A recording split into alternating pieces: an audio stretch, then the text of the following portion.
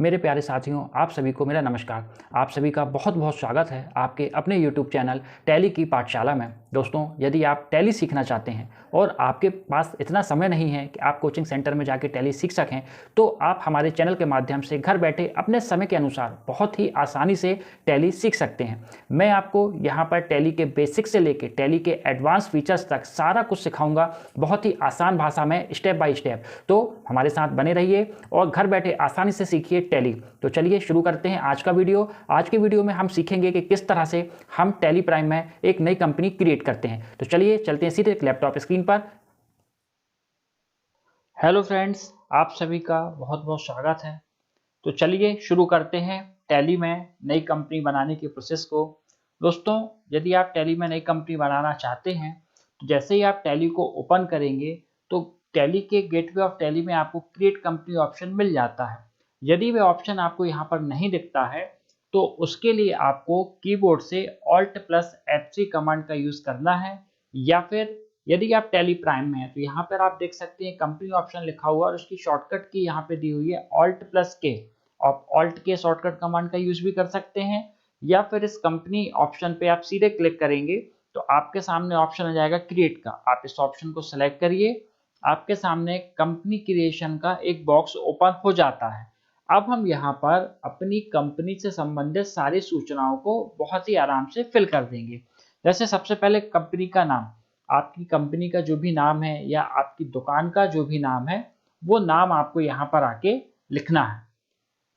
जैसे मैं यहाँ पर एक कंपनी का नाम दे देता हूँ, राजा एंड ब्रदर्स। ये हमने कंपनी का नाम दे दिया। फिर यहाँ पर पूछता है मिलिंग नेम, यहाँ पर हम अपनी कंपनी के जो ऑनर हैं उनका नाम हम यहाँ पे लिख देते हैं। जैसे हमने लिख दिया राजा पटेल, ये हमारे कंपनी के ऑनर हो गए, या हमारी दुकान ही है और हम ही ऑनर है तो हमने यहाँ पर मिलिंग नेम में अपना नाम लिख दिया। उसके बाद हमारी कंपनी का जो भी पता है, हमारी कंपनी का पता जो है, जिस जगह पर हमारी कंपनी या दुकान है, वो एड्रेस यहाँ पर हम आके टाइप कर देते हैं। हमने एड्रेस टाइप कर दिया। उसके बाद अगला ऑप्शन दिया हुआ स्टेट, यहाँ पर आप अपनी स्टेट सिलेक्ट कर सकते हैं। जैसे हमने ये मध्य प्रदेश सिलेक्ट किया हुआ है। फिर दिया हुआ पिन कोड, आपका जो भी पिन कोड हो वो पिन कोड आप सिलेक्ट यहाँ पर एंटर कर दीजिए।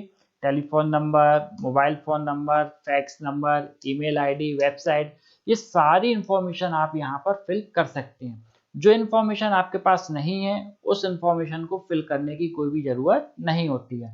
आगे बढ़ते हैं। अगला ऑप्शन दिया हुआ है फाइनेंशियल ईयर बिगनिंग फ्रॉम। तो आप जिस भी फाइनेंशियल ईयर का रिकॉर्ड मेंटेन करना चाहते हैं उस फाइनेंशियल ईयर की डेट आपको यहाँ पर देनी है।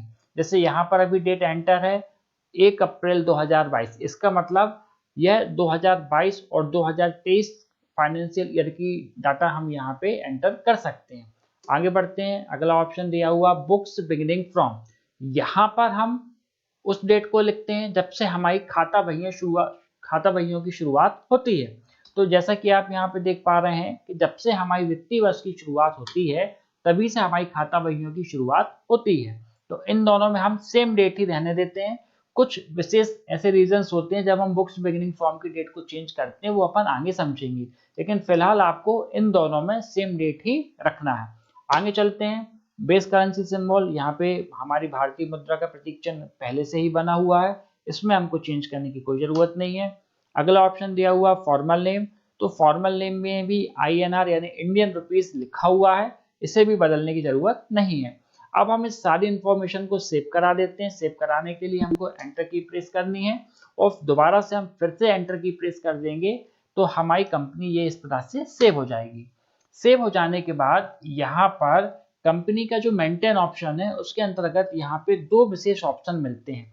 पहला मिलता है अकाउंटिंग ऑप्शन और दूसरा मिलता है इन्वेंटरी ऑप्शन। यदि आप सिर्फ सर्विस प्रोवाइडर हैं, यानी आप सिर्फ सर्विस प्रोवाइड करते हैं, तो आपके लिए अकाउंटिंग ऑप्शन रहेगा। और यदि आप प्रोडक्ट्स पे डील करते हैं, मान लीजिए आपकी कोई किराने की दुकान है या कोई कपड़े की दुकान है, तो वहां पर प्रोडक्ट्स का लेन देन होता है, तो उसके लिए हम इन्वेंटरी ऑप्शन का यूज करते हैं। हम यहाँ पर पहले अकाउंटिंग ऑप्शन को अच्छे से सीखेंगे। अकाउंटिंग ऑप्शन अच्छे से सीख लेने के बाद हम इन्वेंटरी ऑप्शन को सीखेंगे ताकि हमको सीखने में आसानी हो। मैं बिल्कुल बेसिक से ही शुरू कर रहा हूँ, बिल्कुल स्टेप बाय स्टेप हम टैली को बहुत अच्छे से ही सीखेंगे। तो इसके लिए सबसे पहले हम अकाउंटिंग ऑप्शन को सीख लेते हैं। अभी हम इन्वेंट्री ऑप्शन को नो कर देते हैं।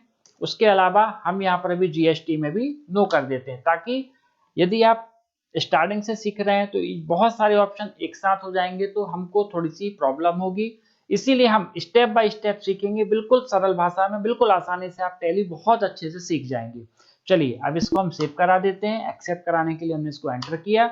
आपकी कंपनी बनके तैयार हो गई राजा एंड ब्रो के नाम से। ये देखिए नेम ऑफ कंपनी में सबसे ऊपर राजा एंड ब्रो यहाँ पर हाईलाइट हो रहा है, ठीक है, बोल्ड लेटर में। इसका मतलब आप रिसेंटली इस कंपनी को ओपन करके रखे हुए हैं। उसके अलावा नीचे भी और कंपनियों के नाम आ रहे हैं। आप किसी दूसरी कंपनी को यदि सिलेक्ट करना चाहते हैं तो आप सीधे उस कंपनी पे क्लिक कर दीजिए। देखिए ये कंपनी आपकी सिलेक्ट हो गई। इस तरह से आप कंपनी को ये देखिए सिलेक्ट कर सकते हैं। इस सिलेक्ट कंपनी ऑप्शन होता है जो आपको यहाँ पर भी मिलता है। ये देखिए लिखा हुआ कंपनी ऑप्शन पे जाएंगे, ये लिखा हुआ है सिलेक्ट कंपनी, ठीक है। तो अभी तो अपन ने क्रिएट कंपनी ऑप्शन देख लिया, सिलेक्ट कंपनी देख लिया।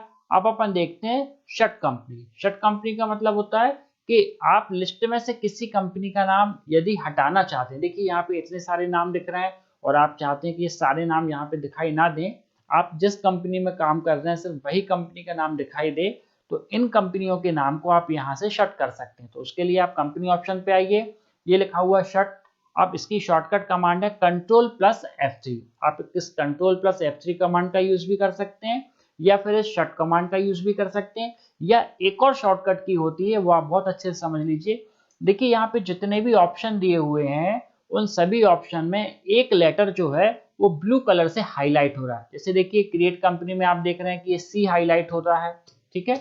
उसके अलावा ये फिर से देखिए आप क्रिएट कंपनी में सी हाईलाइट हो रहा है, ऑल्टर में ए हाईलाइट हो रहा है, चैन जी में यहाँ पे आपको जी हाईलाइट हो रहा है, सिलेक्ट में एस हाईलाइट हो रहा है, शट में एच हाईलाइट हो रहा है।